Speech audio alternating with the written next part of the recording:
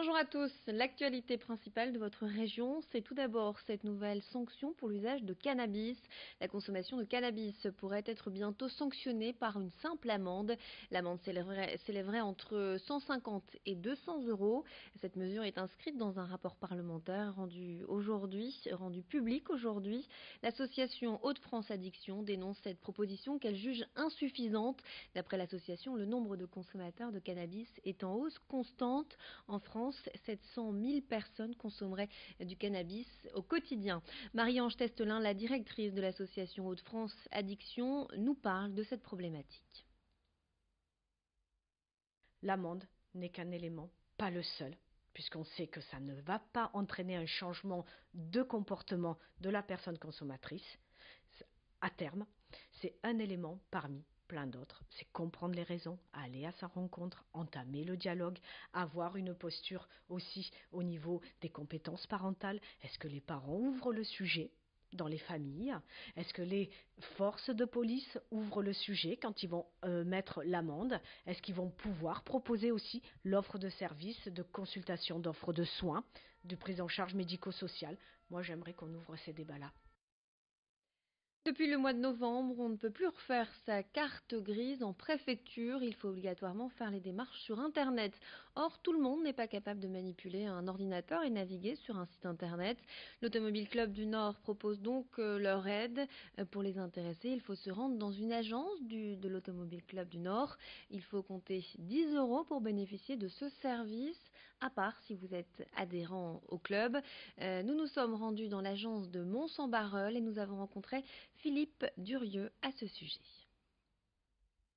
Alors on a été motivés parce qu'on s'est rendu compte qu'on a un certain nombre d'adhérents qui ont un certain âge quand même et ils ne sont pas habitués des nouvelles technologies, ils vont sur les sites internet mais c'est vrai que c'est un peu compliqué pour eux, il y a quand même pas mal de démarches assez complexes à faire, on leur demande beaucoup de renseignements, beaucoup d'adresses mail, etc. Donc ils ont un peu de mal et nous on est quand même tout à fait aptes à le faire. Ça se fait ici directement, on reçoit les gens sur place, on les invite à venir nous consulter à Mons-en-Barœul.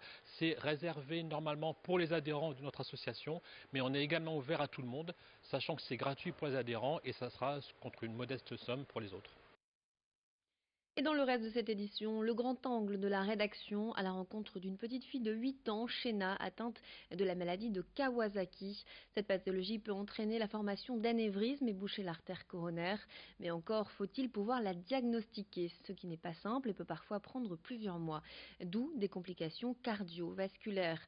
Reportage auprès de Shena et sa maman, signé Brieux-Gorchy. En 2007, Shena est hospitalisée pour de la fièvre. Sa langue est framboisée et ses lèvres sont craquelées. Les symptômes sont minimes, mais les médecins mettent plusieurs mois à arrêter leur diagnostic. À 5 ans à peine, la petite fille avait déjà subi 2 opérations du cœur. Son cœur il était fatigué et que le sang ne circulait plus. Du coup, on a dû aller lui chercher une artère vivante pour remplacer l'artère malade. Certains médecins ne connaissent même pas cette maladie. On en parle et ils ne connaissent pas. Quand j'appelle les pompiers pour un saignement de nez en pleine nuit où elle fait des hémorragies, ils ne connaissent pas. Du coup, c'est bien pour ça que je fais passer le message. Il y a des symptômes qui sont là et au fur et à mesure. Et du coup, au bout de 5 jours, normalement, on devrait trouver le diagnostic pour que ça ne touche pas le cœur. Aujourd'hui, Shena souffre de maux de tête récurrents, et notamment lorsqu'elle se concentre. Nous sommes encore allés à l'hôpital la semaine dernière avec un 39,8 de température, Shena qui se plaignait de la tête. Et là, on nous a laissé ressortir, on nous a dit que c'était viral. Alors que moi, je suis sûre qu'il y a un déclencheur. Un anévrisme, ça ne se prévient pas. Ça arrive comme ça, on ne peut pas. Et surtout avec les maux de tête qu'elle a, les AVC, ça me fait peur. Je ne parle pas seulement au nom de Shena, mais tous les enfants de Kawasaki, ils en souffrent énormément. Et les parents, c'est pareil. Quand on n'a pas de mots et qu'on n'a pas le pourquoi, on se demande d'où ça vient, on se dit pourquoi c'est tombé sur nous. Pour sensibiliser la population à cette pathologie, l'association France Vasculaire vient d'ouvrir une branche dédiée à la maladie de Kawasaki, une maladie méconnue donc, dont les origines restent encore inexpliquées. Voilà, et vous pouvez retrouver l'intégralité de ce reportage sur notre page Facebook.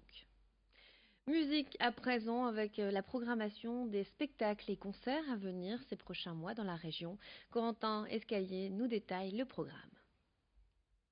De nombreux spectacles sont à prévoir à Longnes, à commencer par l'Orchestre national de Lille, qui s'y produira le 16 février prochain.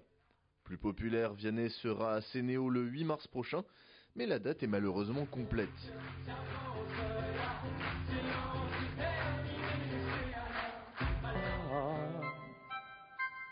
D'abord tes cils, puis tes cheveux. Serge Lama, quant à lui, y passera le 22 mars pour sa tournée Je débute, après la tournée de ses 50 ans de carrière.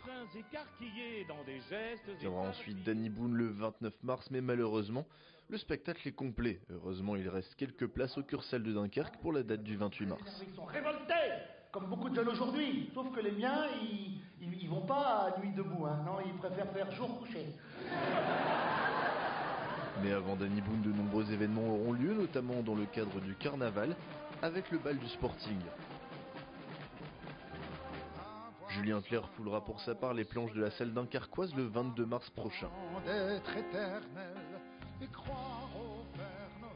Enfin, dans une salle plus petite à Gérard Philippe à Calais, ce sera une ambiance plus exotique, avec Amadou et Mariam le 17 mars prochain.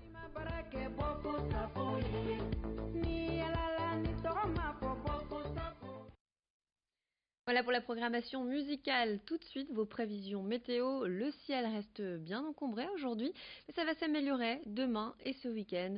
Je vous laisse découvrir votre météo en détail.